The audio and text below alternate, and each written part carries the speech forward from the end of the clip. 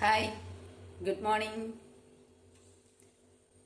നമ്മുടെയൊക്കെ ജീവിതത്തിൽ അപ്രതീക്ഷിതമായി സംഭവിക്കുന്ന പല കാര്യങ്ങളും നമുക്ക് ചിലപ്പോൾ താങ്ങാൻ പറ്റാത്തതാവും. അതുപോലെയൊക്കെയുള്ള ചില സംഭവങ്ങൾ ജീവിതത്തിൽ നടന്നു. നമ്മുടെ ജീവിതത്തിൽ അല്ലെങ്കിൽ നമുക്ക് ഓരോരുത്തർക്കും ഓരോ നിയോഗമുണ്ട്. നമ്മുടെ ജനനത്തിന് ജീവിതത്തിൽ ഒരു പ്രതീക്ഷയില്ലാത്ത, ചിലപ്പോഴൊക്കെ പ്രതീക്ഷയില്ല എന്ന് തോന്നുമ്പോഴും എന്തിനാണ് ദൈവം നമ്മളെ സൃഷ്ടിച്ചതെന്ന് ആലോചിക്കുമ്പോഴും എന്തോ ഒരു നിയോഗം നമ്മളിൽ കൂടി നടക്കാനുണ്ടെന്ന് മനസ്സിലാവും. ആ ഒരു ഉൾവിളി കാരണം നമ്മുടെ സഹോദരങ്ങൾക്കോ ബന്ധുക്കൾക്കോ അല്ലെ മാതാപിതാക്കൾക്കോ നമ്മൾ ചെയ്യുന്ന കാര്യങ്ങൾ അത് നമ്മുടെ കടമയാണ്. എന്നാൽ അതിനപ്പുറത്തേക്ക് മറ്റൊരാൾക്ക് നമ്മുടെ സഹായം എത്തുമ്പോൾ അവിടെയാണ് നമ്മുടെ ജീവിതത്തിനൊരു അർത്ഥമുണ്ടാകുന്നത്. അപ്പോൾ ഇന്ന് ബക്രീദ് ദിനത്തിൽ, ഇതിനു മുമ്പും ഞാൻ പോയിട്ടുണ്ട്, അത്തരത്തിലുള്ള ഒരു നിയോഗത്തിലേക്ക് ഞാൻ പോവുകയാണ്.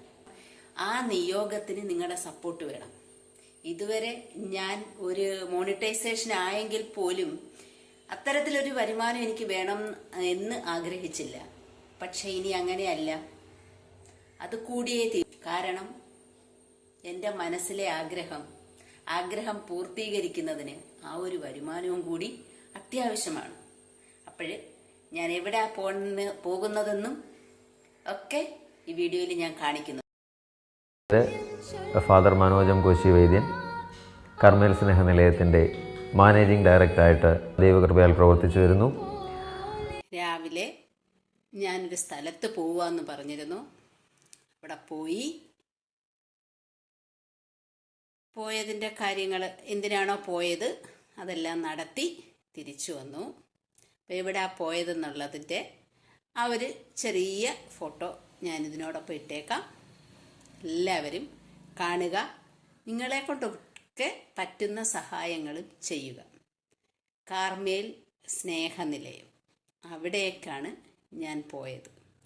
ആരോരുമില്ലാത്ത അനാഥരായ 60ഓളം ആൾക്കാരെ, വാർദ്ധക്യം ചെന്ന അവരെ ശുശ്രൂഷിക്കുന്ന, താമസിപ്പിക്കുന്ന ഒരു സ്ഥലം.